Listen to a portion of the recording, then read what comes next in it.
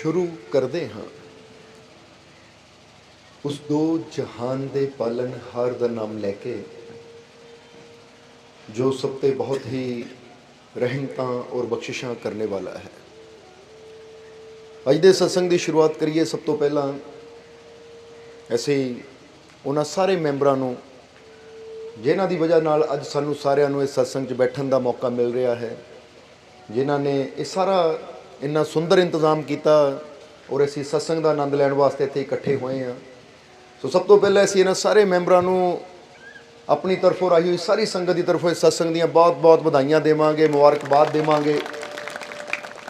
और ये भी दसना चाहांगे कि ये जो इस सत्संग होण जा रहा है ना, ये 24वां सालाना सत्संग होण जा रहा है। देखो 24वां, और अगले साल सिल्वर जुबली है, अगले साल 25वां सत्संग होना है सन 2024 दे विच। इसलिए यानी इत्थों पता लगता है कि ये मैंबर तकरीबन सन 1999 तो या 98-99 तो सत्संग ये लगातार करवाते आ गए हैं। इसलिए ये बधाई के हकदार है। और बधाई के नाल नाल आओ इन्हां वास्ते असीं रल के उस मालिक के चरनां 'च अरदास बेनती करिए कि मालिक इन्हां सारे मैंबरां नूं, इस नगर नूं खुशियां दे नाल, रहमतां दे नाल, बरकतां दे नाल भरपूर करन। आने वाला समा इन्हां वास्ते होर भी ज़्यादा खुशियां, कामयाबी, सफलता भरिया होवे। दिन दुगनी रात चौगनी मालिक इन्हां नूं तरक्की देण और सारे जीवां नूं तंदुरुस्ती देण, इन्हां दे कम्मां कारां 'च बरकतां देण।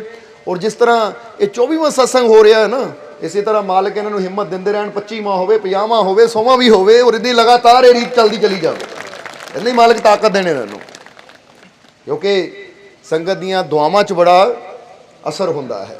इसलिए तुसीं जे इन्हां वास्ते अरदास बेनती करोगे तो फिर हमेशा दसीदा है कि तुहाडी एक छोटी जी अरदास, एक छोटी जी बेनती कई बार दूजे के जीवन में बदल दिंदी है। इसलिए अरदास करन लग्गियां, किसी नूं दुआ देण लग्गियां कदी कंजूसी ना करिया करो, क्योंकि दुआ करना भी एक बहुत बड़ी नेकी है। सो मालिक इन्हां नूं हमेशा इदां ही खुशियां नाल भरपूर रखन और ये इदां ही सत्संग करवाते रहन तो सानूं सारिआं नूं भी इदां सत्संग का आनंद लैण का मौका मिलता रहे। ये सारी संगत ने रल के इन्हां वास्ते बेनती करनी है। और वैसे भी संत कबीर जी ने दसिया है, कबीर साहब ने अपने शब्द विच ना एक बड़ी प्यारी गल सत्संग नूं लैके कही है। कहंदे कबीर साहब अपनी बाणी च दसदे है, कबीरा तै दिन गए आकार थी, संगत भई ना संत, प्रेम बिना पशु जीवना, भक्ति बिना भगवंत। जरा देखो संत कबीर जी अपनी वाणी के अंदर इस शब्द के अंदर इशारा की कर रहे हैं। वो कहते जीवन के वो दिन इंसान के व्यर्थ चले गए। कबीरा तय दिन गए आकार थी, आकार चले गए, किसे कम नहीं आए। किहड़े दिन? संगत भई ना संत, कि जदों तक इंसान सतसंग नाल नहीं जुड़दा उदों तक सही मायने च ओदा जीवन, ओदी जिंदगी सफल नहीं मनी जाती। वो कहते वो दिन व्यर्थ चले गए। जिद्दां समझ लो एक बच्चा जो स्कूल दे विच दाखला लैंदा है तो उस तो बाद ही उसकी एजुकेशन शुरू होंदी है। एजुकेशन समझते हो ना, पढ़ाई लिखाई शुरू होंदी है। उस तो बाद ही उन्होंने पता लगना शुरू होंदा है कि जीवन च किहड़ी चीज़ किद्दां है। यानी अगर इंसान नूं पुछया जावे कि भाई A4 की है तो वही बच्चा दस सकदा जिहड़ा स्कूल विच पढ़िया होएगा। इसी तरह जदों इंसान दे जीवन च भी कोई समस्या आंदी है, इंसान दे जीवन च कोई मुश्किल आंदी है, तो जिहड़ा सत्संग नाल जुड़िया होया है ना, उन्होंने पता हुंदा है जे समस्या एक सवाल बन के मेरे सामने आई है तो मेरे को इसदा जवाब भी है। तो जिहड़ा सत्संग दे विच बह के प्रभु दे घर दा ज्ञान ही नहीं लैंदा, फिर उहदे सामने अगर छोटे छोटे सवाल भी आंदे तो उहदा जवाब वो दे नहीं पांदा।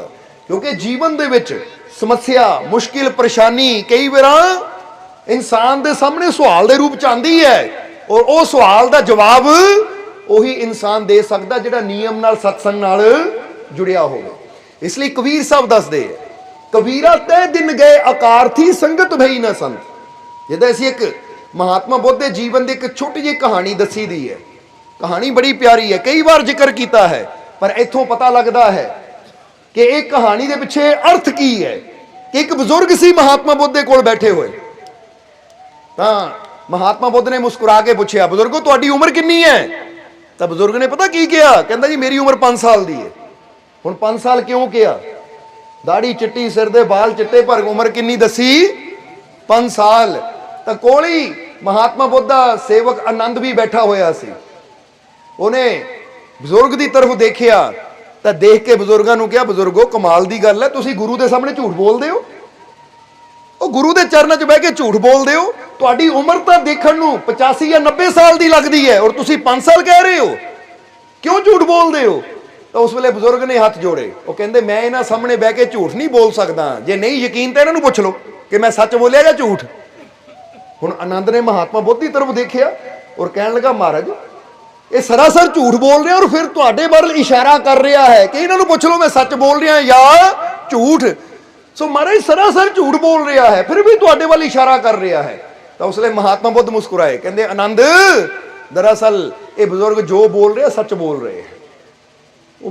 ਹੁਣ ਤਾਂ ਆਨੰਦ ਹੋਰ ਵੀ ਹੈਰਾਨ ਹੋ ਗਿਆ ਕਿ ਪਹਿਲਾਂ ਤਾਂ ਬਜ਼ੁਰਗ ਝੂਠ ਬੋਲ ਰਿਹਾ ਸੀ ਔਰ ਹੁਣ ਇਹ ਵੀ ਉਹਦਾ ਸਾਥ ਦੇ ਰਹੇ ਆ। ਕਹਿੰਦਾ ਮਹਾਰਾਜ ਇਹਦਾ ਮਤਲਬ ਕੀ? 5 ਸਾਲ ਦਾ ਬੱਚਾ ਤਾਂ ਬੜਾ ਛੋਟਾ ਜਿਹਾ ਹੁੰਦਾ ਹੈ ਔਰ ਇਹਨਾਂ ਦੀ ਉਮਰ ਇੰਨੀ ਹੈ, ਦਾੜੀ ਚਿੱਟੀ ਹੈ, ਫਿਰ ਤੁਸੀਂ ਕਹਿ ਰਹੇ ਹੋ, ਤੁਸੀਂ ਵੀ ਹਾਮੀ ਭਰ ਰਹੇ ਹੋ ਕਿ 5 ਸਾਲ ਕਿਉਂ? ਤਾਂ ਕਹਿੰਦੇ ਇਹ ਵੀ ਰਾਜ ਹੁਣ ਬਜ਼ੁਰਗ ਹੀ ਦੱਸੇਗਾ। ਬਜ਼ੁਰਗੋ ਦੱਸੋ ਤੁਸੀਂ ਆਪਣੀ ਉਮਰ 5 ਸਾਲ ਕਿਉਂ ਦੱਸ ਰਹੇ ਹੋ? ਤਾਂ ਉਸ ਲਈ ਬਜ਼ੁਰਗ ਨੇ ਕਿਹਾ, ਦਰਅਸਲ ਮੇਰੇ ਸਰੀਰ ਦੀ ਉਮਰ ਤਾਂ 85 ਸਾਲ ਹੈ, ਪਰ 80 ਸਾਲ ਮੇਰੇ ਵਿਅਰਥ ਚਲੇ ਗਏ। 5 ਸਾਲ ਹੋਏ ਆ ਮੈਨੂੰ ਸ਼ਬਦ ਨਾਲ ਜੁੜੇ ਨੂੰ, ਨਾਮ ਨਾਲ ਜੁੜੇ ਨੂੰ, ਮਹਾਤਮਾ ਬੁੱਧ ਕੋਲੋਂ ਗਿਆਨ ਲਏ ਨੂੰ। ਔਰ ਜਦੋਂ ਦਾ ਗਿਆਨ ਲਿਆ ਹੈ ਜ਼ਿੰਦਗੀ ਦਾ ਪਤਾ ਹੀ ਉਦੋਂ ਲੱਗਾ ਹੈ। ਹੁਣ ਕਿਸੇ ਬੱਚੇ ਨੂੰ ਤੁਸੀਂ ਪੁੱਛੋ ਬੇਟਾ ਕਿਹੜੀ ਕਲਾਸ 'ਚ ਪੜ੍ਹਦਾ ਹੈ, ਉਹ ਕਹਿੰਦਾ ਫਸਟ 'ਚ, ਪਹਿਲੀ ਕਲਾਸ, ਯਾਨੀ ਉਹਦਾ ਪਹਿਲਾ ਸਾਲ ਹੈ ਸਕੂਲ ਵਿੱਚ। ਤਾਂ ਜੇ ਉਮਰ ਪੁੱਛੋ ਸਰੀਰ ਦੀ ਉਮਰ ਕੀ ਹੈ ਤਾਂ ਹੋ ਸਕਦਾ ਕਵੇ 7 ਸਾਲ 8 ਸਾਲ 6 ਸਾਲ, ਪਰ ਸਕੂਲ ਦਾ ਕਿਹੜਾ ਜਨਮ ਹੈ, ਯਾਨੀ ਸਕੂਲ ਦੀ ਕਲਾਸ ਦਾ ਇਹ ਪਹਿਲਾ ਸਾਲ ਹੈ। ਇਸੇ ਤਰ੍ਹਾਂ ਇਨਸਾਨ ਦੇ ਸਰੀਰ ਦੀ ਉਮਰ ਕੀ ਹੈ ਇਹ ਮਾਇਨੇ ਨਹੀਂ ਰਖਾਂਦਾ, ਪਰ ਮਾਇਨੇ ਰਖਾਂਦਾ ਕਿ ਇਨਸਾਨ ਦੀ ਸਮਝ ਦੀ ਉਮਰ ਕੀ ਹੈ। ਕਿਉਂਕਿ ਕਈ ਵਾਰ ਸਰੀਰ ਤਾਂ 100 ਸਾਲ ਦਾ ਹੋ ਜਾਂਦਾ ਪਰ ਸਮਝ ਹੁੰਦੀ ਨਹੀਂ ਹੈ। ਔਰ ਕਈ ਵਾਰ ਤੁਸੀਂ ਦੇਖੋਗੇ ਐਸੇ ਛੋਟੇ ਛੋਟੇ ਬੱਚੇ ਵੀ ਹੁੰਦੇ ਹੈ ਜਿਨ੍ਹਾਂ ਦੀ ਉਮਰ ਬੜੀ ਥੋੜੀ ਹੁੰਦੀ ਹੈ ਪਰ ਗੱਲਾਂ ਉਹ ਇੰਨੀਆਂ ਸਮਝਦਾਰੀ ਦੀਆਂ ਕਰ ਦਿੰਦੇ ਹੈ ਕਿ ਬੰਦਾ ਵੀ ਹੈਰਾਨ ਰਹਿ ਜਾਂਦਾ ਕਿ ਇੰਨੀ ਸਮਝ ਕਿੱਥੋਂ ਹੈ ਇਹਦੇ ਕੋਲ। ਇਸ ਲਈ ਜਦੋਂ ਰੱਬ ਦੇ ਘਰ ਦੀ ਗੱਲ ਆਉਂਦੀ ਹੈ ਤਾਂ ਉੱਥੇ ਇਹ ਜਿਸਮ ਦੀ ਉਮਰ ਨਹੀਂ ਦੇਖੀ ਜਾਂਦੀ, ਸਮਝਦੇ ਹੋ ਕਿ ਨਹੀਂ? ਉੱਥੇ ਕੀ ਦੇਖਿਆ ਜਾਂਦਾ ਹੈ? ਇਨਸਾਨ ਦੀ ਸਮਝ। ਕਿ ਇਨਸਾਨ ਜਿੱਦਾਂ ਅਸੀਂ ਕਈ ਵਾਰ ਦੱਸੀਦਾ ਹੈ ਕਿ ਬੋਲਣਾ ਤਾਂ ਇਨਸਾਨ ਬਚਪਨ ਤੋਂ ਸ਼ੁਰੂ ਕਰ ਦਿੰਦਾ ਹੈ, ਬੋਲਣਾ ਤਾਂ ਇਨਸਾਨ ਬਚਪਨ ਤੋਂ ਸ਼ੁਰੂ ਕਰ ਦਿੰਦਾ ਹੈ, ਪਰ ਕਈ ਵਾਰ ਬੋਲਣਾ ਕੀ ਚਾਹੀਦਾ ਉਹ ਸਾਰੀ ਜ਼ਿੰਦਗੀ ਸਿੱਖ ਨਹੀਂ ਪਾਉਂਦਾ। ਕਿਉਂਕਿ ਸਿਰਫ ਜ਼ੁਬਾਨ ਤੋਂ ਲਫ਼ਜ਼ ਨਿਕਲਣਾ ਹੀ ਬੋਲਣਾ ਨਹੀਂ ਹੁੰਦਾ। ਅਸੀਂ ਜ਼ੁਬਾਨ ਤੋਂ ਅੱਛਾ ਬੋਲਦੇ ਆ ਜਾਂ ਬੁਰਾ ਬੋਲਦੇ ਆ। ਕਿਸ ਇਨਸਾਨ ਨੂੰ ਕੀ ਬੋਲਣਾ ਚਾਹੀਦਾ ਹੈ, ਕਿੱਦਾਂ ਬੋਲਣਾ ਚਾਹੀਦਾ ਹੈ, ਕਿਸੇ ਨੂੰ ਬੇਇੱਜ਼ਤ ਕਰਨਾ ਚਾਹੀਦਾ ਹੈ, ਕਿਸੇ ਦੀ ਨਿੰਦਿਆ ਕਰਨੀ ਚਾਹੀਦੀ ਹੈ, ਜਾਂ ਫਿਰ ਸਾਨੂੰ ਇਹ ਜ਼ੁਬਾਨ ਤੋਂ ਅੱਛਾ ਬੋਲਣਾ ਚਾਹੀਦਾ, ਕਿਸੇ ਨੂੰ ਹਿੰਮਤ ਦੇਣ ਵਾਲੇ ਹੌਸਲਾ ਦੇਣ ਵਾਲੇ ਸ਼ਬਦ ਬੋਲਣੇ ਚਾਹੀਦੇ ਐ। ਕਹਿੰਦੇ ਇਹ ਵੀ ਕੋਈ ਵਿਰਲਾ ਹੀ ਸਮਝ ਪਾਉਂਦਾ ਹੈ। ਸਮਝਦੇ ਹੋ ਕਿ ਨਹੀਂ? ਜਾਂ ਕਹਿ ਲੋ ਕਿ ਕੋਈ ਪੁੱਛੇ ਕਿ ਭਾਈ ਤੂੰ ਤੁਰਨਾ ਕਦੋਂ ਸਿੱਖਦਾ ਹੈ, ਤਾਂ ਬੰਦਾ ਕਹਿੰਦਾ 2-2.5 ਸਾਲ ਦੀ ਉਮਰ 'ਚ ਬੱਚਾ ਤੁਰਨਾ ਸਿੱਖ ਲੈਂਦਾ ਹੈ। ਹੁਣ ਇੱਥੇ ਵੀ ਗੁਰੂਆਂ ਦਾ ਫਰਮਾਨ ਹੈ ਕਿ ਤੁਰਨਾ ਤਾਂ ਬੱਚਾ 2-2.5 ਸਾਲ ਦੀ ਉਮਰ 'ਚ ਸਿੱਖ ਲੈਂਦਾ ਹੈ, ਪਰ ਤੁਰਨਾ ਕਿਹੜੇ ਰਸਤੇ ਚਾਹੀਦਾ ਹੈ, ਉਹਦੇ ਵਾਸਤੇ ਸਹੀ ਰਸਤਾ ਕਿਹੜਾ ਹੈ, ਇਹ ਕਈ ਵਾਰ ਇਨਸਾਨ ਸਾਰੀ ਜ਼ਿੰਦਗੀ ਸਿੱਖ ਹੀ ਨਹੀਂ ਪਾਉਂਦਾ। ਕਿਉਂਕਿ ਤੁਰ ਕੇ ਵੀ ਉਹ ਬੁਰਾਈ ਦੇ ਮਾਰਗ ਨੂੰ ਪਕੜ ਲੈਂਦਾ ਹੈ ਤਾਂ ਉਹਦੇ ਜੀਵਨ 'ਚ ਫਿਰ ਕੀ ਹੁੰਦਾ ਹੈ? ਜਿੱਦਾਂ ਸੰਤ ਦਾਦੂ ਦਿਆਲ ਨੇ ਕਿਹਾ ਨਾ ਕਿ ਦਾਦੂ ਪੈਂਡੇ ਪਾਪ ਕੇ ਕਬੂ ਨਾ ਦੀਜੇ ਪਾਉ, ਜਿਸ ਪੈਂਡੇ ਮੇਰਾ ਪੀਵ ਮਿਲੇ ਤਿਸ ਪੈਂਡੇ ਕਾ ਚਾਓ। ਉਹ ਕਹਿੰਦੇ ਚਲਣਾ ਵੀ ਇੱਕ ਕਲਾ ਹੈ, ਚੱਲਣਾ ਵੀ ਇੱਕ ਕਲਾ ਹੈ। ਹੁਣ ਜੇ ਤੁਸੀਂ ਇੱਥੇ ਸਤਸੰਗ 'ਚ ਬੈਠੇ ਹੋ, ਉੱਠ ਕੇ ਲੰਗਰ ਦੀ ਤਰਫ ਚਲੇ ਗਏ, ਘਰ ਨੂੰ ਚਲੇ ਗਏ, ਤਾਂ ਇਹ ਚੱਲਣਾ ਤਾਂ ਇੱਕ ਪਸ਼ੂ ਪੰਛੀ ਜਾਨਵਰ ਵੀ ਕਰ ਲੈਂਦੇ ਹੈ, ਪਰ ਉਹ ਕਹਿੰਦੇ ਚੱਲਣਾ ਵੀ ਕਲਾ ਹੈ। ਉਹ ਕਲਾ ਕਿਹੜੀ ਹੈ ਕਿ ਦਾਦੂ ਪੈਂਡੇ ਪਾਪ ਕੇ ਕਬੂ ਨਾ ਦੀਜੇ ਪਾਉ। ਕਹਿੰਦੇ ਇਸ ਤਰ੍ਹਾਂ ਚੱਲ ਕਿ ਤੇਰਾ ਇਹ ਪੈਰ ਕਦੀ ਪਾਪ ਦੇ ਪੈਂਡੇ ਤੇ ਨਾ ਜਾਵੇ, ਬੁਰਾਈ ਦੇ ਮਾਰਗ ਤੇ ਨਾ ਜਾਵੇ, ਜਿਸ ਨਾਲ ਕਿਸੇ ਨੂੰ ਤਕਲੀਫ ਹੋਵੇ, ਕਿਸੇ ਦਾ ਬੁਰਾ ਹੋਵੇ, ਉਸ ਪੈਂਡੇ ਕਦੀ ਪੈਰ ਤੇਰਾ ਨਾ ਉੱਠੇ। ਤੇਰਾ ਪੈਰ ਹਮੇਸ਼ਾ ਉਸ ਰਸਤੇ ਹੀ ਤਰਫ ਵਧਣਾ ਚਾਹੀਦਾ ਜਿਹੜਾ ਰਸਤਾ ਤੈਨੂੰ ਤੇਰੇ ਰੱਬ ਦੇ ਪਰਮਾਤਮਾ ਦੇ ਨੇੜੇ ਲੈ ਜਾਵੇ, ਅੱਛਾਈ ਦੇ ਨੇੜੇ ਲੈ ਜਾਵੇ। ਸਮਝਦੇ ਹੋ ਕਿ ਨਹੀਂ? ਇਸ ਕਰਕੇ ਚੱਲਣ ਦੀ ਕਲਾ ਹੈ। ਇਸ ਲਈ ਬੋਲਣ ਦੀ ਕਲਾ ਸਿੱਖੋ, ਦੇਖਣ ਦੀ ਕਲਾ ਸਿੱਖੋ ਔਰ ਕਰਮ ਕਰਨ ਦੀ ਕਲਾ ਸਿੱਖੋ, ਕਿਉਂਕਿ ਮੈਂ ਉਹ ਬੋਲਾਂ ਜੋ ਮੈਨੂੰ ਮੇਰੇ ਰੱਬ ਦੇ ਨੇੜੇ ਕਰ ਦੇਵੇ, ਮੈਂ ਉਹ ਦੇਖਾਂ ਜੋ ਮੈਨੂੰ ਮੇਰੇ ਪਰਮਾਤਮਾ ਨਾਲ ਜੋੜ ਦੇਵੇ, ਔਰ ਮੈਂ ਉਸ ਰਸਤੇ ਚਲਾਂ ਜਿਹੜਾ ਰਸਤਾ ਮੈਨੂੰ ਪ੍ਰਭੂ ਤੱਕ ਲੈ ਜਾਵੇ। ਤਾਂ ਜਿਹੜੇ ਸ਼ਬਦ ਮੈਨੂੰ ਮੇਰੇ ਰੱਬ ਤੋਂ ਦੂਰ ਕਰ ਦੇਣ, ਐਸੇ ਸ਼ਬਦਾਂ ਨੂੰ ਆਪਣੀ ਜ਼ਿੰਦਗੀ ਚੋਂ ਦੂਰ ਕਰ ਦੇਣਾ ਚਾਹੀਦਾ ਹੈ। ਜਰਾ ਆਪ ਸੋਚ ਕੇ ਦੇਖੋ। ਹੁਣ ਜੇ ਤੁਹਾਨੂੰ ਇੱਕ ਸਵਾਲ ਪੁੱਛੀਏ, ਸਿੱਧਾ ਸਾਦਾ ਸਿੰਪਲ ਜਿਹਾ ਸਵਾਲ, ਕਿ ਅਗਰ ਤੁਸੀਂ ਕਿਸੇ ਦੀ ਨਿੰਦਿਆ ਕਰਦੇ ਹੋ ਤਾਂ ਇਹ ਨਿੰਦਿਆ ਤੁਹਾਨੂੰ ਰੱਬ ਦੇ ਨੇੜੇ ਲੈ ਕੇ ਜਾਣ ਵਾਲੀ ਹੈ ਜਾਂ ਰੱਬ ਤੋਂ ਦੂਰ ਲੈ ਕੇ ਜਾਣ ਵਾਲੀ? ਜਰਾ ਆਪੇ ਹੀ ਸੋਚ ਕੇ ਦੱਸੋ। ਅਗਰ ਤੁਸੀਂ ਝੂਠ ਬੋਲਦੇ ਹੋ, ਗਾਲੀ ਗਲੋਚ ਕਰਦੇ ਹੋ, ਕਿਸੇ ਨੂੰ ਬੁਰਾ ਬੋਲਦੇ ਹੋ, ਤਾਂ ਇਹ ਤੁਹਾਡੇ ਸ਼ਬਦ ਤੁਹਾਨੂੰ ਰੱਬ ਦੇ ਨੇੜੇ ਲੈ ਕੇ ਜਾਣ ਵਾਲੇ ਜਾਂ ਰੱਬ ਤੋਂ? ਜਰਾ ਆਪ ਸੋਚੋ। ਤਾਂ ਜੇ ਤੁਸੀਂ ਕੁਝ ਜ਼ੁਬਾਨ ਤੋਂ ਅੱਛਾ ਬੋਲਦੇ ਹੋ, ਮਿੱਠਾ ਬੋਲਦੇ ਹੋ, ਅਗਰ ਤੁਸੀਂ ਅੱਛੇ ਬੋਲਦੇ ਹੋ, ਅੱਛਾ ਬੋਲਦੇ ਹੋ, ਤਾਂ ਇਹ ਤੁਹਾਡੇ ਅੱਛੇ ਸ਼ਬਦ ਤੁਹਾਨੂੰ ਪਰਮਾਤਮਾ ਦੇ ਨੇੜੇ ਲੈ ਜਾਂਦੇ ਹੈ। ਇਸ ਲਈ ਅਸੀਂ ਦੇਖਣਾ ਹੈ, ਇਹ ਵਿਚਾਰ ਕਰਨਾ ਹੈ। ਜਿੱਦਾਂ ਤੁਸੀਂ ਇੱਕ ਕਦੀ ਰੋਡ ਤੇ ਜਾਈਏ ਤਾਂ ਤੁਸੀਂ ਇੱਕ ਲਾਈਨ ਪੜ੍ਹਦੇ ਹੋ, ਅਸੀਂ ਥੋੜੀ ਜਿਹੀ ਬੋਲਣੀ, ਬਾਕੀ ਪੂਰੀ ਤੁਸੀਂ ਕਰਨੀ ਹੈ। ਉਹ ਲਾਈਨ ਕਿਹੜੀ ਹੁੰਦੀ? ਸਾਵਧਾਨੀ ਹਟੀ, ਅੱਗੇ ਕੀ ਲਿਖਿਆ ਹੁੰਦਾ ਹੈ? ਦੁਰਘਟਨਾ ਘਟੀ। ਲਾਈਨ ਪੜ੍ਹੀ ਹੈ ਕਿ ਨਹੀਂ ਤੁਸੀਂ? ਕਿ ਸਾਵਧਾਨੀ ਹਟੀ, ਦੁਰਘਟਨਾ ਘਟੀ। ਹੁਣ ਇਹਦੇ ਨਾਲ ਅਸੀਂ ਇੱਕ ਹੋਰ ਜੋੜ ਦੇਵਾਂਗੇ ਲਫ਼ਜ਼ ਕਿ ਜੋ ਸਾਵਧਾਨ ਹੈ ਵਹੀ ਮਹਾਨ ਹੈ। ਸਮਝਦੇ ਹੋ ਕਿ ਨਹੀਂ? ਹੁਣ ਇੱਥੇ ਵੀ ਜ਼ਿੰਦਗੀ ਦੇ ਹਰ ਪਲ ਵਿੱਚ ਸਾਨੂੰ ਸਾਵਧਾਨ ਰਹਿਣਾ ਪੈਣਾ ਹੈ। ਕਦੋਂ? ਜਦੋਂ ਮੈਂ ਕੁਝ ਬੋਲਾਂ, ਸਾਵਧਾਨ ਰਹੋ ਕਿ ਮੈਂ ਜੋ ਬੋਲ ਰਿਹਾ ਹਾਂ ਇਹ ਮੈਨੂੰ ਕਿਤੇ ਦੁਰਘਟਨਾ ਵਾਲੇ ਪਾਸੇ ਤਾਂ ਨਹੀਂ ਲਿਜਾ ਰਿਹਾ, ਕਿਉਂਕਿ ਦੁਰਘਟਨਾ ਦਾ ਮਤਲਬ ਹੈ ਕੁਝ ਐਸੀ ਘਟਨਾ ਜਿਹਦੇ ਨਾਲ ਦੁੱਖ ਆਣਾ ਜੀਵਨ 'ਚ, ਜਿਹਦੇ ਨਾਲ ਪਰੇਸ਼ਾਨੀ ਆਣੀ ਹੈ ਜੀਵਨ 'ਚ, ਜਿਹਦੇ ਨਾਲ ਮੁਸ਼ਕਿਲ ਆਣੀ ਹੈ ਜੀਵਨ 'ਚ। ਅਸੀਂ ਕਹਿੰਦੇ ਦੁਰਘਟਨਾ ਹੋ ਗਈ। ਦੁਰਘਟਨਾ ਦਾ ਮਤਲਬ ਮੈਂ ਚੰਗਾ ਭਲਾ ਜਾ ਰਿਹਾ ਸੀ, ਗਲਤ ਹੋ ਗਿਆ, ਕਿਤੇ ਐਕਸੀਡੈਂਟ ਹੋ ਗਿਆ ਜਾਂ ਕੋਈ ਹਾਦਸਾ ਹੋ ਗਿਆ, ਮੈਨੂੰ ਤਕਲੀਫ ਹੋਈ। ਹੁਣ ਦੁਰਘਟਨਾ ਕਦੋਂ ਘਟਦੀ ਹੈ? ਜਦੋਂ ਬੰਦਾ ਬੇਹੋਸ਼ੀ ਵਿੱਚ ਹੁੰਦਾ ਹੈ। ਕਿਉਂਕਿ ਤਾਂ ਹੀ ਕਹਿੰਦੇ ਨਾ ਗੱਡੀ ਚਲਾਉਂਦਿਆਂ ਨਸ਼ਾ ਨਾ ਕਰੋ, ਗੱਡੀ ਚਲਾਉਂਦਿਆਂ ਮੋਬਾਈਲ ਨਾ ਦੇਖੋ, ਕਿਉਂਕਿ ਜਦ ਵੀ ਐਕਸੀਡੈਂਟ ਹੁੰਦੇ ਤਾਂ ਉਦੋਂ ਹੀ ਹੁੰਦੇ ਜਦੋਂ ਬੰਦੇ ਦਾ ਧਿਆਨ ਰਸਤੇ 'ਚੋਂ ਹਟ ਜਾਂਦਾ ਹੈ। ਬਸ ਇਸੇ ਤਰ੍ਹਾਂ ਸਮਝ ਲਓ ਕਿ ਜ਼ਿੰਦਗੀ ਵੀ ਇੱਕ ਸਫ਼ਰ ਹੈ। ਕੀ ਹੈ ਜ਼ਿੰਦਗੀ? ਤਾਂ ਹੀ ਸੁਣਦੇ ਨਾ, ਜ਼ਿੰਦਗੀ ਇੱਕ ਸਫ਼ਰ ਹੈ ਸੁਹਾਨਾ, ਯਹਾਂ ਕੱਲ ਕਿਆ ਹੋ ਕਿਸਨੇ। ਹੁਣ ਸਫ਼ਰ ਹੀ ਹੈ ਜ਼ਿੰਦਗੀ, ਕੀ ਪਤਾ ਕੱਲ ਨੂੰ ਕੀ ਹੋ ਜਾਣਾ ਹੈ। ਹੁਣ ਇੱਥੇ ਜੇ ਅਸੀਂ ਚਾਹੁੰਦੇ ਹਾਂ ਸਾਡੇ ਜੀਵਨ 'ਚ ਕੋਈ ਦੁੱਖ ਨਾ ਆਵੇ, ਕੋਈ ਮੁਸ਼ਕਿਲ ਨਾ ਆਵੇ, ਕੋਈ ਪਰੇਸ਼ਾਨੀ ਨਾ ਆਵੇ ਔਰ ਆਪਣੀ ਮੰਜ਼ਿਲ ਤੋਂ ਭਟਕ ਨਾ ਜਾਈਏ, ਅਸੀਂ ਖੁਸ਼ੀ ਨਾਲ ਸੁੱਖ ਸਕੀਲੀ ਆਨੰਦ ਲੈਂਦਿਆਂ ਹੋਇਆਂ ਆਪਣੀ ਮੰਜ਼ਿਲ ਤੱਕ ਪਹੁੰਚੀਏ, ਤਾਂ ਫਿਰ ਸਾਡੇ ਵਾਸਤੇ ਜ਼ਰੂਰੀ ਹੈ ਸਾਵਧਾਨ ਰਹਿਣਾ, ਹਰ ਵੇਲੇ ਸਾਵਧਾਨ ਰਹਿਣਾ। ਇਸ ਲਈ ਇਹ ਸੋਚਣਾ, ਇਹ ਸਮਝਣਾ ਕਿ ਮੈਂ ਜਦੋਂ ਕੁਝ ਖਾ ਰਿਹਾ ਹਾਂ ਤਾਂ ਸਾਵਧਾਨੀ ਨਾਲ ਖਾਓ ਕਿ ਭਾਈ ਇੱਥੇ ਸਾਵਧਾਨ ਹੋ ਕੇ ਖਾਣਾ ਕਿ ਜੋ ਮੈਂ ਖਾ ਰਿਹਾ ਮੇਰੇ ਵਾਸਤੇ ਚੰਗਾ ਵੀ ਹੈ ਜਾਂ ਨਹੀਂ। ਕਿਉਂਕਿ ਬੇਹੋਸ਼ੀ ਵਿੱਚ ਖਾ ਲਿਆ, ਉਹ ਚੀਜ਼ ਮਾੜੀ ਹੋਈ, ਤਾਂ ਜੇ ਮਾੜਾ ਕੁਝ ਅੰਦਰ ਜਾਏਗਾ ਤਾਂ ਉਹਦਾ ਰਿਜ਼ਲਟ ਵੀ ਮਾੜਾ ਹੀ। ਹੁਣ ਇਨਸਾਨ ਨਸ਼ਾ ਕਰੀ ਜਾਂਦਾ ਹੈ, ਕਈ ਵਾਰ ਅਸੀਂ ਦੇਖ ਕੇ ਬੜੇ ਹੈਰਾਨ ਹੁੰਦੇ ਹਾਂ ਕਿ ਇਨਸਾਨ ਜੋ ਨਸ਼ਾ ਕਰਦਾ ਹੈ, ਜੋ ਤਮਾਕੂ ਖਾਂਦਾ ਹੈ, ਬੀੜੀ ਸਿਗਰਟ ਪੀਂਦਾ, ਤਸਵੀਰ ਕਿੱਦਾਂ ਦੀ ਬਣੀ ਹੁੰਦੀ ਉਹਦੇ ਤੇ। ਕਦੀ ਗੌਰ ਨਾਲ ਦੇਖੀ ਤੁਸੀਂ? ਸਿਗਰਟ ਦੀ ਡੱਬੀ ਤੇ ਕਿੱਦਾਂ ਦੀ ਤਸਵੀਰ ਬਣੀ, ਉਹਨੂੰ ਗੌਰ ਨਾਲ ਦੇਖੋ। ਕਿੱਦਾਂ ਫੇਫੜਿਆਂ ਦੇ ਬਾਰੇ, ਕਿੱਦਾਂ ਉੱਥੇ ਜ਼ਖਮ ਬਾਰੇ ਦੱਸਿਆ ਹੋਇਆ ਹੈ ਕਿ ਅਗਰ ਤੂੰ ਇਹ ਚੀਜ਼ ਦਾ ਇਸਤੇਮਾਲ ਕਰੇਗਾ ਤਾਂ ਤੇਰੀ ਹਾਲਤ ਆ ਹੋ ਜਾਣੀ ਹੈ। ਹੁਣ ਜਿਹੜਾ ਇਨਸਾਨ ਸਾਵਧਾਨ ਹੋਏਗਾ ਉਹਨੂੰ ਸੰਕੇਤ ਮਿਲ ਗਿਆ, ਉਹਨਾਂ ਕਹਿਣਾ ਹੈ ਇਦਾਂ ਭਾਈ ਮੈਂ ਸਾਵਧਾਨ ਹਾਂ, ਇਹ ਕੰਮ ਮੈਂ ਨਹੀਂ ਹੁਣ ਕਰ ਸਕਦਾ, ਛੱਡਾ ਇਹਨੂੰ। ਪਰ ਜਿਹੜਾ ਸਾਵਧਾਨ ਨਹੀਂ ਹੈ ਬੇਹੋਸ਼ ਹੈ। ਸਮਝਦੇ ਹੋ ਕਿ ਨਹੀਂ? ਧਿਆਨ ਕਿਤੇ ਹੋ ਰਹੀ ਹੈ, ਧਿਆਨ ਮੋਬਾਈਲ 'ਚ, ਧਿਆਨ ਕਿਤੇ ਹੋਰ ਹੈ, ਕੱਢੀ ਡੱਬੀ ਕਸ਼ ਖਿੱਚਣੇ ਸ਼ੁਰੂ ਕਰ ਦਿੱਤੇ। ਉਹ ਦੇਖਿਆ ਨਹੀਂ ਗੌਰ ਨਾਲ ਕਿ ਇਹ ਚੀਜ਼ ਜੋ ਮੈਂ ਲੈ ਰਿਹਾ ਹੈ ਮੇਰੇ ਵਾਸਤੇ ਚੰਗੀ ਹੈ ਜਾਂ ਮਾੜੀ। ਇਹਦਾ ਮਤਲਬ ਅਸੀਂ ਸਾਵਧਾਨ ਨਹੀਂ ਆ। ਜਦੋਂ ਕੋਈ ਗਲਤ ਕੰਮ ਕਰਦੇ ਆ ਤੇ ਇਹਦਾ ਮਤਲਬ ਅਸੀਂ ਸਾਵਧਾਨ ਨਹੀਂ ਆ, ਸਾਡਾ ਧਿਆਨ ਕਿਤੇ ਹੋਰ ਹੈ ਬਈ। ਇਸ ਲਈ ਜਿਹੜਾ ਸਾਵਧਾਨ ਹੋਏਗਾ, ਹੁਣ ਤੁਹਾਡੇ ਸਾਹਮਣੇ ਖਾਈ ਹੋਵੇ, ਤੁਹਾਡੇ ਸਾਹਮਣੇ ਗੱਡਾ ਹੋਵੇ, ਰਸਤਾ ਟੁੱਟਾ ਹੋਵੇ, ਜੇ ਤੁਸੀਂ ਸਾਵਧਾਨ ਹੋ ਤਾਂ ਬ੍ਰੇਕ ਗੱਡੀ ਦੀ ਮਾਰੋਗੇ ਕਿ ਨਹੀਂ? ਤਾਂ ਜੇ ਤੁਸੀਂ ਤੁਹਾਡਾ ਧਿਆਨ ਕਿਤੇ ਹੋਰ ਹੈ, ਸਾਵਧਾਨ ਨਹੀਂ ਹੋ ਤੁਸੀਂ, ਤਾਂ ਫਿਰ ਕੀ ਹੋਏਗਾ? ਗੱਡੀ ਸਿੱਧੀ ਖਾਈ 'ਚ ਜਾਏਗੀ, ਗੱਡੇ 'ਚ ਜਾਏਗੀ। ਉਹ ਫਿਰ ਨੁਕਸਾਨ ਕਿਹਦਾ ਹੋਏਗਾ? ਕਿਸੇ ਹੋਰ ਦਾ ਨਹੀਂ, ਨੁਕਸਾਨ ਫਿਰ ਆਪਣਾ ਹੋਏਗਾ। ਬਸ ਇਸੇ ਤਰ੍ਹਾਂ ਦੇ ਹਾਲਾਤ ਸਮਝ ਲਓ। ਤਾਂ ਹੀ ਤੁਹਾਨੂੰ ਕਹਿੰਦੇ ਅਸੀਂ ਕਿ ਇਹ ਗੱਲ ਹਮੇਸ਼ਾ ਯਾਦ ਰੱਖੋ ਕਿ ਜੋ ਸਾਵਧਾਨ ਹੈ ਵਹੀ ਮਹਾਨ ਹੈ। ਅਗਰ ਮਹਾਨ ਬਣਨਾ ਹੈ ਤਾਂ ਮਹਾਨ ਕੌਣ ਹੋਏ ਹੈ? ਅੱਜ ਅਸੀਂ ਕਹਿੰਦੇ ਆ ਗੁਰੂਆਂ, ਰਹਿਬਰਾਂ, ਪੀਰਾਂ, ਫਕੀਰਾਂ ਨੂੰ ਜਾਂ ਹੋਰ ਬੜਿਆਂ ਨੂੰ ਕਿ ਬੜੇ ਮਹਾਨ ਹੈ, ਇਹਨਾਂ ਨੇ ਬੜੇ ਮਹਾਨਤਾ ਦੇ ਕੰਮ ਕੀਤੇ। ਤਾਂ ਇਹ ਯਾਦ ਰੱਖੋ, ਮਹਾਨ ਇਨਸਾਨ ਕੋਈ ਇਦਾਂ ਨਹੀਂ ਬਣ ਜਾਂਦਾ। ਉਹ ਹਰ ਵੇਲੇ ਸਾਵਧਾਨ ਰਹਿੰਦਾ ਹੈ ਕਿ ਕੋਈ ਵੀ ਕੰਮ ਮੈਂ ਇਦਾਂ ਦਾ ਨਹੀਂ ਕਰਨਾ ਜਿਹੜਾ ਮੇਰੇ ਵਾਸਤੇ, ਪਰਿਵਾਰ ਵਾਸਤੇ ਜਾਂ ਸਮਾਜ ਵਾਸਤੇ ਬੁਰਾ ਹੋਵੇ। ਉਹ ਸਾਵਧਾਨ ਹੈ।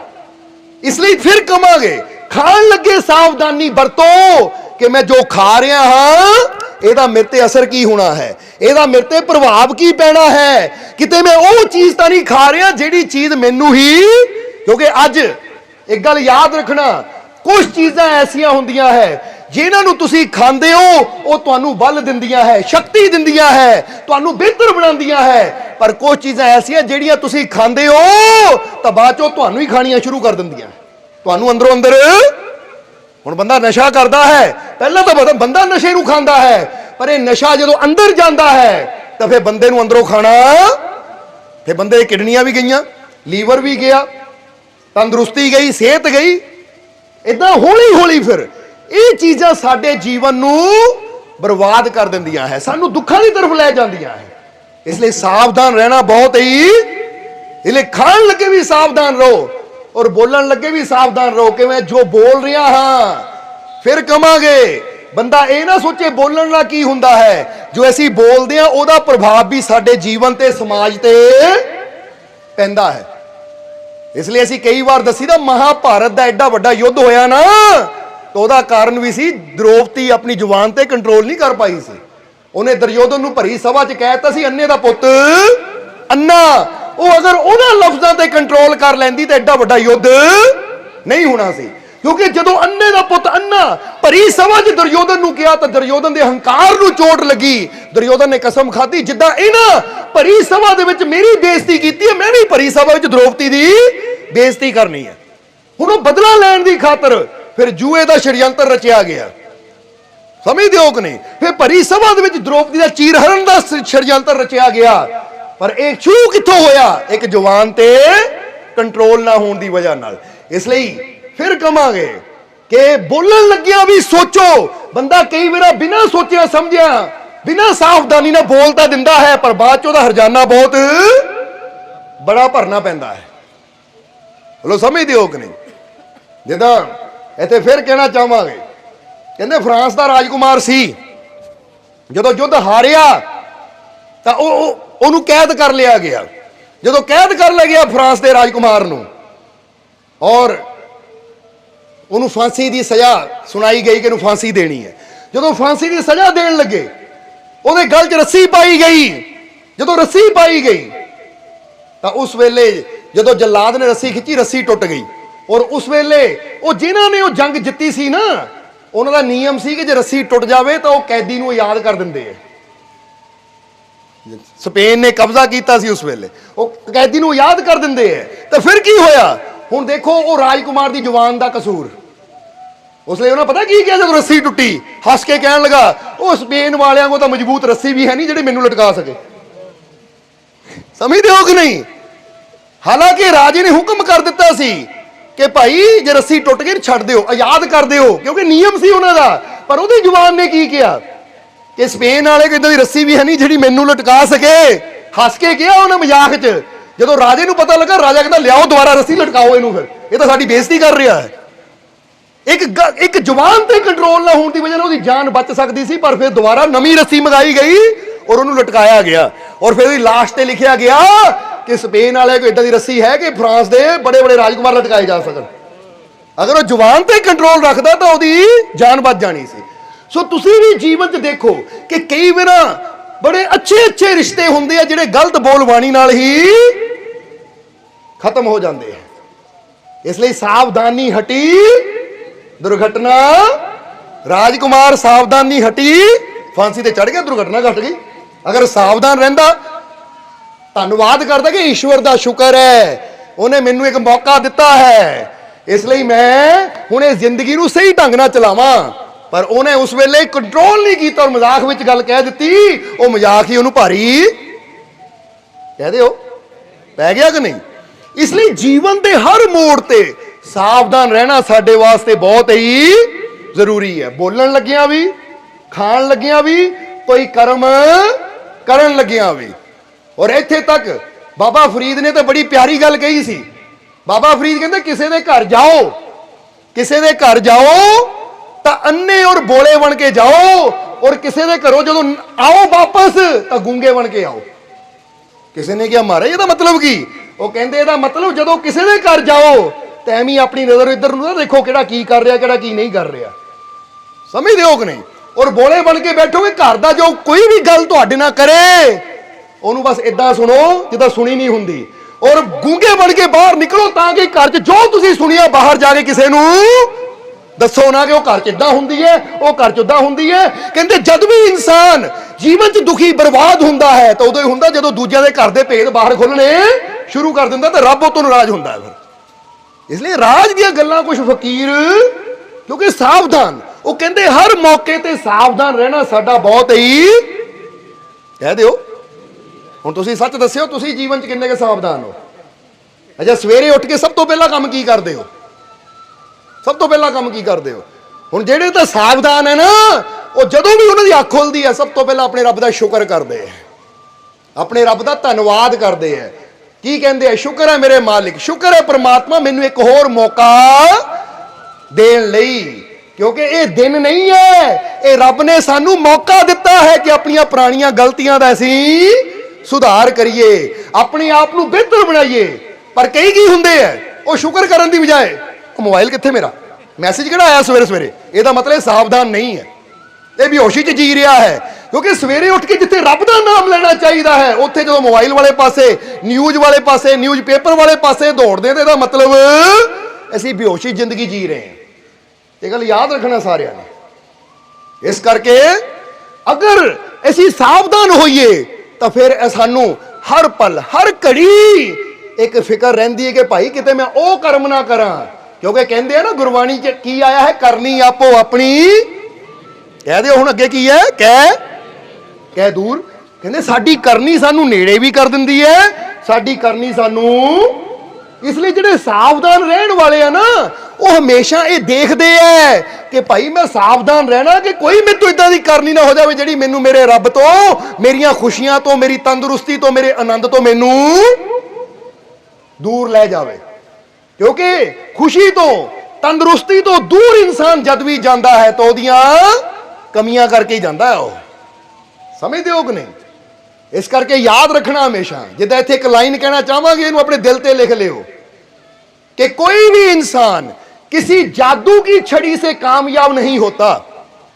कोई भी इंसान किसी जादू की छड़ी से कामयाब नहीं होता। वो कामयाब होता है अपनी आदतों, अपने विश्वास, अपनी मेहनत और उस रब की रहमत से। जरा समझ लेना सारे कि इंसान जब भी जीवन च कामयाब होता तो कोई जादू की छड़ी ना नहीं होता कि जादू की छड़ी घुमाई तो मैं कामयाब हो गया। ਪਹਿਲਾਂ ਮੈਂ ਇੱਥੇ ਸੀ, ਪਹਾੜ ਦੇ ਥੱਲੇ ਖੜਾ ਸੀ, ਜਾਦੂ ਦੀ ਛੜੀ ਘੁਮਾਈ ਤਾਂ ਪਹਾੜ ਦੇ ਸਿਖਰ ਤੇ ਪਹੁੰਚ ਗਿਆ। ਨਹੀਂ, ਐਦਾਂ ਨਹੀਂ ਕੋਈ ਜਾਦੂ ਦੀ ਛੜੀ ਨਾਲ ਕਾਮਯਾਬ ਹੁੰਦਾ। ਇਹ ਜਾਦੂ ਦੀਆਂ ਛੜੀਆਂ ਫਿਲਮਾਂ 'ਚ ਚੰਗੀਆਂ ਲੱਗਦੀਆਂ ਹੈ। ਬੋਲੋ ਸਮਝਦੇ ਹੋ ਕਿ ਨਹੀਂ? ਕਿਉਂਕਿ ਫਿਲਮਾਂ 'ਚ ਟ੍ਰਿਕ ਹੁੰਦੀ ਹੈ ਕਿ ਉਹਨਾਂ ਜਾਦੂ ਕੀਤਾ ਤਾਂ ਕੱਪੜੇ ਬਦਲ ਲਏ, ਜਾਦੂ ਕੀਤਾ ਤਾਂ ਰੂਪ ਬਦਲ ਲਿਆ, ਜਾਦੂ ਕੀਤਾ ਤਾਂ ਆਹ ਹੋ ਗਿਆ, ਉਹ ਹੋ ਗਿਆ। ਬੋਲੋ ਸਮਝਦੇ ਹੋ ਕਿ ਨਹੀਂ? ਇਸ ਲਈ ਕਈ ਵਾਰ ਨਾ ਬੰਦਾ ਜੋ ਫਿਲਮ 'ਚ ਹੁੰਦਾ ਹੈ, ਉਹ ਫਿਲਮ ਨੂੰ ਦੇਖ ਕੇ ਬੰਦਾ ਖੁਦ ਉਦਾਂ ਕਰਨ ਦੀ ਕੋਸ਼ਿਸ਼ ਕਰਦਾ, ਲੈ ਵੀ ਫਿਲਮ 'ਚ ਇਦਾਂ ਤਾਂ ਮੈਂ ਵੀ ਇਦਾਂ ਹੋਵਾਂ। ਪਰ ਫਿਲਮਾਂ ਦੇ ਜਿਹੜੇ ਰੋਲ ਹੈ ਨਾ, ਫਿਲਮਾਂ 'ਚ ਚੰਗੇ ਲੱਗਦੇ ਹੈ। ਹਕੀਕਤ ਵਿੱਚ ਕਰਾਂਗੇ। ਹੁਣ ਫਿਲਮ 'ਚ ਤੁਸੀਂ ਦੇਖਦੇ ਇੱਕ ਬੰਦਾ ਜਾਂਦਾ, ਇੱਕ ਹੀਰੋ ਜਾਂਦਾ 10-20 ਨੂੰ ਕੁੱਟ ਕੇ ਆ ਜਾਂਦਾ। ਹੁਣ ਬੰਦਾ ਇੱਥੇ ਮੈਂ ਵੀ ਜਾਵਾਂ 10-20 ਨੂੰ ਤਾਂ ਕੁੱਟ ਕੇ ਹੀ ਆਣਾ, ਕੁੱਟ ਖਾ ਕੇ ਆਏਗਾ ਉਹ। ਭਾਈ ਇਹਨੂੰ ਪਰਦੇ 'ਚ ਹੀ ਰਹਿਣ ਦੇ। ਬੋਲੋ ਸਮਝਦੇ ਹੋ ਕਿ ਨਹੀਂ? ਕਿਉਂਕਿ ਇਹ ਜਿਹੜੀਆਂ ਚੀਜ਼ਾਂ ਹੁੰਦੀਆਂ ਨਾ ਪਰਦੇ 'ਚ ਚੰਗੀਆਂ ਲੱਗਦੀਆਂ, ਰਿਐਲਿਟੀ ਕੁਛ ਹੋਰ ਹੈ, ਹਕੀਕਤ ਕੁਛ ਹੋਰ ਹੈ। ਇੱਥੇ ਕੋਈ, ਕਿਉਂਕਿ ਅੱਜ ਬੰਦਾ ਕਹਿੰਦਾ ਹੈ ਉਹ ਫਲਾਣੇ ਨੇ ਵੀ ਫਿਲਮ 'ਚ ਜੂਆ ਖੇਡਿਆ ਸੀ, ਕਰੋੜਾਂ ਜਿੱਤ ਗਿਆ। ਬੋਲੋ ਸਮਝਦੇ ਹੋ ਕਿ ਨਹੀਂ? ਉਹ ਭਾਈ ਫਿਲਮ ਹੀ ਹੈ। ਇਸ ਲਈ ਉਹਦੇ ਮਗਰ ਲੱਗ ਕੇ ਤੂੰ ਜੂਏ ਵਾਲੇ ਰਸਤੇ ਨਾ ਜਾ, ਤੂੰ ਨਸ਼ੇ ਵਾਲੇ ਰਸਤੇ ਨਾ ਜਾ, ਤੂੰ ਬਰਬਾਦੀ ਵਾਲੇ ਰਸਤੇ ਨਾ ਜਾ। ਕਿਉਂਕਿ ਉਹ ਕਲਾਕਾਰ ਹੈ, ਉਹ ਆਪਣਾ ਰੋਲ ਪਲੇ ਕਰ ਰਹੇ ਹੈ, ਪਰ ਤੇਰੀ ਜ਼ਿੰਦਗੀ ਕੋਈ ਰੋਲ ਨਹੀਂ ਹੈ, ਹਕੀਕਤ ਹੈ। ਹੁਣ ਫਿਲਮ ਦੇ ਵਿੱਚ ਤਾਂ ਹੀਰੋ 3-3 4-4 ਉੱਚੀਆਂ ਮੰਜ਼ਿਲਾਂ ਤੋਂ ਹੁੰਦਾ ਕਿ ਨਹੀਂ? ਆ 4 ਮੰਜ਼ਿਲ ਉੱਚੀ ਕੋਠੀ, ਉਹ ਤੋਂ ਛਾਲ ਮਾਰ ਦਿੰਦਾ ਥੱਲੇ, ਸਹੀ ਸਲਾਮਤ। ਹੁਣ ਬੰਦਾ ਕਹੇ ਲੈ ਵੀ ਮੈਂ ਵੀ ਕਰਾਂ, ਇਹ ਰਿਐਲਿਟੀ ਹੈ, ਇਹ ਕੋਈ ਫਿਲਮ ਨਹੀਂ ਹੈ। ਸਮਝਦੇ ਹੋ ਕਿ ਨਹੀਂ? ਹੁਣ ਉੱਥੇ ਗੋਲੀਆਂ ਚੱਲਦੀਆਂ ਤਾਂ ਬੰਦਾ ਇਕੱਲਾ ਹੀ ਦੌੜਾ, ਤੇ ਹੀਰੋ ਦੇ ਹੱਥ ਪਿਸਤੌਲ ਹੈ, ਉਹ 10 ਬੰਦੇ ਮਾਰ ਦੇਗਾ, 10 ਬੰਦੇ ਗੋਲੀਆਂ ਮਾਰ ਰਹੇ, ਹੀਰੋ ਤੇ ਲੱਗਦੀ ਨਹੀਂ ਹੈ। ਸਮਝਦੇ ਹੋ ਕਿ ਨਹੀਂ? ਹੁਣ ਇਦਾਂ ਦੀਆਂ ਚੀਜ਼ਾਂ ਪਰਦਿਆਂ ਤੇ ਚੰਗੀਆਂ ਲੱਗਦੀਆਂ, ਪਰ ਅਸੀਂ ਕਹਾਂਗੇ ਰਿਐਲਿਟੀ ਨੂੰ ਸਮਝੋ, ਹਕੀਕਤ ਨੂੰ ਸਮਝੋ। ਹਕੀਕਤ ਵਿੱਚ ਕਾਮਯਾਬ ਹੋਣ ਵਾਸਤੇ ਸਾਨੂੰ ਆਪਣੀਆਂ, ਪਹਿਲੀ ਗੱਲ ਹੈ ਆਪਣੀਆਂ ਆਦਤਾਂ ਨੂੰ ਬਦਲਣਾ ਪਏਗਾ। ਬੋਲੋ ਸਮਝਦੇ ਹੋ ਕਿ ਨਹੀਂ? ਇਸ ਕਰਕੇ ਕਾਮਯਾਬ ਹੋਣ ਵਾਸਤੇ ਸਭ ਤੋਂ ਪਹਿਲਾਂ ਕਿਹੜੀ ਚੀਜ਼ ਚੇਂਜ ਕਰਨੀ ਪਏਗੀ? अपनी आदत बदलनी पड़ेगी। क्योंकि फिर कहांगे कि कोई भी इंसान किसी जादू की छड़ी से कामयाब नहीं होता। वो कामयाब होता है अपनी आदतों, अपने विश्वास, अपनी मेहनत और उस रब की रहमत से। अपनी आदत बदलनी पैनी है। हुण जे एक बंदे नूं आदत है रात नूं 12 बजे सोना, 2 बजे सोना, सवेर नूं 8-9 बजे उठना, वो कदी कामयाब नहीं हो सकता। ये गल याद रखना। क्योंकि कामयाब होने वास्ते बंदे नूं ये जरूरी है कि शाम नूं टाइम ना सोवा तो सवेर नूं अर्ली मॉर्निंग में सूरज निकलने तो पहला पहला तो जागा। बोलो समझते हो कि नहीं? आ जिन्ने भी सक्सैसफुल है ना, चाहे बिजनेसमैन है, चाहे साधु संत महापुरुष है, चाहे कोई खिडारी है, जरा गौर करना। किसी ने सचिन नूं पुछया सी जो स्टार बल्लेबाज है कि तुहाडी कामयाबी दा राज की है? उसने कहा एक तो मेरा कोच है और दूजा मेरी प्रैक्टिस है। कि जो बाकी खिलाड़ी सुते हुंदे सी 4 बजे मैं ग्राउंड 'च प्रैक्टिस करदा हुंदा सी। हुण प्रैक्टिस करन ना मेहनत करन वाले नूं कामयाबी। हुण इदां समझ लो तुसीं एक पहाड़ चढ़ना है, एक बंदा 8 बजे उठ के चढ़ना शुरू करदा ते एक बंदा 4 बजे चढ़ना शुरू कर दिंदा है। तो जिहड़ा 8 वाला कित्थे होएगा तो 4 बजे चढ़न वाला शायद शिखर ते पहुंचिया होवे, क्योंकि उन्हें चढ़ाई पहले ही शुरू कर दी। इसलिए आदत बदलनी पैंदी है अपनी। सो चेक करो अपने आप को कि पहला कि मेरी आदत की है। हुण एक बच्चा पास होना चाहता है तो गेम की आदत लैके, मोबाइल की आदत लैके, फिल्मां की आदत लैके कदी वो अच्छे नंबर लैके पास नहीं हो सकता। जे पास होना तो उन्होंने ये आदत बदलनी पड़ेगी कि मैं मोबाइल बंद करा तो पढ़न की आदत बनावा, मेहनत करन की आदत बनावा। समझते हो कि नहीं? इसलिए कोई भी इंसान किसी जादू की छड़ी से कामयाब नहीं होता। वो कामयाब होता है अपनी आदतों, अपने विश्वास, अपनी मेहनत और रब की रहमत से। इस करके पहला तो सानू ये आदत बनानी पैनी है कि मैं बुराई का त्याग करा, बुरियां चीज़ों का त्याग करा, अच्छी आदत अपनावा, अच्छी सोच की आदत अपनावा। और फिर दूजा है अपने अंदर एक विश्वास रखना। क्योंकि आदतों चेंज करो और दूजा की अपने अंदर एक विश्वास पैदा करना। विश्वास किदां कि मैनू यकीन है, मैनू विश्वास है अपने मालिक ते कि मैनू कामयाबी, सफलता जरूर मिलेगी। कहते विश्वास रखो।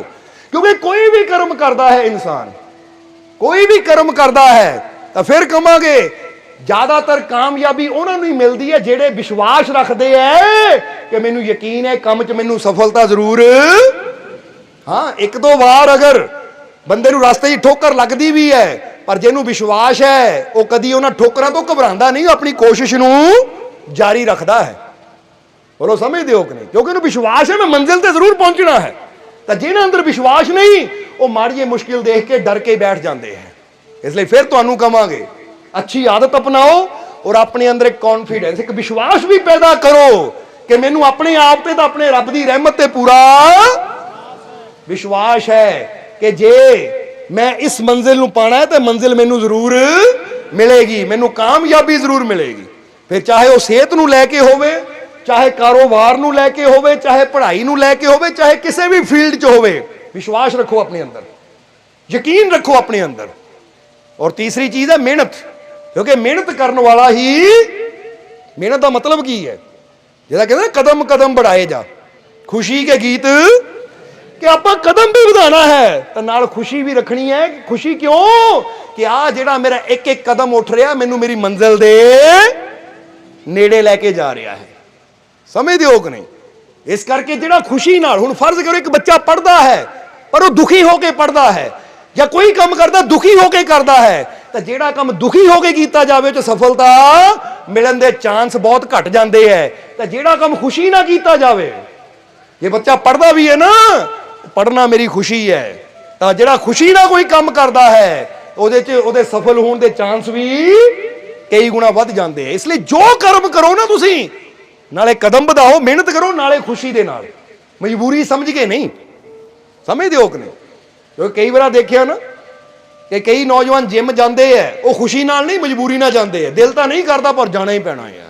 क्योंकि आह दोस्त कह रहा है, वो जान के एक सैट लाएंगे मोबाइल से लग जाएंगे, 15-20 मिनट मोबाइल लगने, फिर एक दूजा सैट लाएंगे, फिर कहेंगे जी महीना हो गया जाते फर्क कोई नहीं पिया।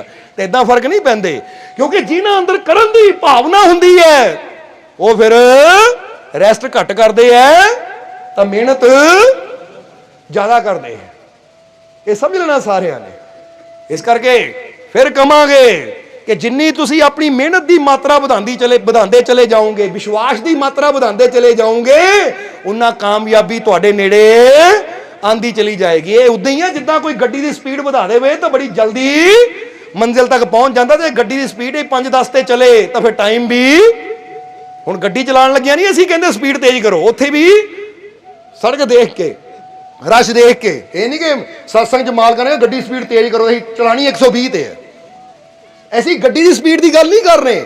ਤੁਹਾਡੀਆਂ ਆਦਤਾਂ, ਤੁਹਾਡੀ ਅੱਛਾਈ, ਤੁਹਾਡੀ ਮਿਹਨਤ, ਤੁਹਾਡੇ ਵਿਸ਼ਵਾਸ ਦੀ ਸਪੀਡ ਦੀ ਗੱਲ ਕਰ ਰਹੇ ਕਿ ਇਹਨੂੰ ਲੈ ਕੇ, ਆਪਣੀ ਮਿਹਨਤ ਨੂੰ ਲੈ ਕੇ ਕਦੀ ਸਲੋ ਨਾ, ਆਲਸੀ ਨਾ ਹੋਵੇ, ਕੱਲ ਕਰਾਂਗੇ ਪਰਸੋਂ ਕਰਾਂਗੇ। ਕਿਉਂਕਿ ਜਿਹੜੇ ਕੱਲ ਤੇ ਟਾਲ ਤੇ ਚਲੇ ਜਾਂਦੇ ਆ ਫਿਰ ਉਹਨਾਂ ਨੂੰ ਮੰਜ਼ਿਲ ਕਦੀ ਮਿਲੇਗੀ ਉਹਨਾਂ ਨੂੰ ਮੰਜ਼ਿਲ। ਹੁਣ ਜਰਾ ਆਪ ਸੋਚੋ, ਇੱਕ ਬੱਚੇ ਨੂੰ ਪਤਾ ਮੇਰੇ ਇਮਤਿਹਾਨ ਹੈ ਪਰ ਮੈਂ ਕੱਲ ਪੜ੍ਹਾਈ ਕਰੂੰਗਾ, ਅੱਜ ਰਹਿਣ ਦਿੰਦੇ ਆ, ਫਿਰ ਕੱਲ ਆਵੇ ਫਿਰ ਕਹੇ ਕੱਲ ਕਰੂੰਗਾ, ਤਾਂ ਉਹਦਾ ਰਿਜ਼ਲਟ ਕੀ ਆਏਗਾ ਇਹ ਤੁਹਾਨੂੰ ਆਪ ਹੀ ਪਤਾ ਹੈ। ਤਾਂ ਜੇ ਬੱਚਾ ਕਵੇ ਭਾਈ ਠੀਕ ਹੈ ਚਾਹੇ ਮਹੀਨਾ ਰਹਿੰਦਾ ਚਾਹੇ 6 ਮਹੀਨੇ ਰਹਿੰਦੇ ਆ ਪਰ ਮੈਂ ਮਿਹਨਤ ਹਰ ਰੋਜ਼ ਕਰਨੀ ਹੈ, ਜਿਹੜਾ ਹਰ ਰੋਜ਼ ਮਿਹਨਤ ਕਰਦਾ ਹੈ ਫਿਰ ਉਹ ਟੈਨਸ਼ਨ ਫ੍ਰੀ ਵੀ ਹੁੰਦਾ ਹੈ, ਤਾਂ ਜਦੋਂ ਨੰਬਰ ਵੀ ਆਉਂਦੇ ਆ ਤਾਂ ਅੱਛੇ ਨੰਬਰ ਆਉਂਦੇ, ਪਰਸੈਂਟੇਜ ਵੀ ਅੱਛੀ ਆਉਂਦੀ ਹੈ। ਫਿਰ ਸਮਝਦੇ ਹੋ ਕਿ ਨਹੀਂ? ਇੱਦਾਂ ਹੀ ਇਹ ਜ਼ਿੰਦਗੀ ਹੈ। ਇਸ ਲਈ ਜ਼ਿੰਦਗੀ 'ਚ ਹਰ ਪਲ ਐਸੀ ਕੁਝ ਅੱਛਾ ਕਰਨ ਦੀ ਕੋਸ਼ਿਸ਼ ਕਰਨੀ ਹੈ। ਇਹ ਨਾ ਸੋਚੋ ਕੱਲ ਕਰਾਂਗੇ ਪਰਸੋਂ ਕਰਾਂਗੇ। ਸਮਝਦੇ ਹੋ ਕਿ ਨਹੀਂ? ਤਾਂ ਹੀ ਤਾਂ ਕਿਹਾ ਜਾਂਦਾ ਹੈ ਕਿ ਕੱਲ ਕਰੇ ਸੋ आज कर, आज करे सो अब, पल में परलो होएगी बहुरी करेगा कब। इसलिए जेड़ी नेकी करनी है, जो अच्छाई करनी है ना, वो आज ही शुरू कर दो, क्योंकि मौत का कोई पता नहीं केड़े वेले आ जावे। कम से कम ऐसी बेहतर करदियां होया, अच्छा करदियां होया, नेक मार्ग दे चलदियां होया अगर मरांगे तो मरना भी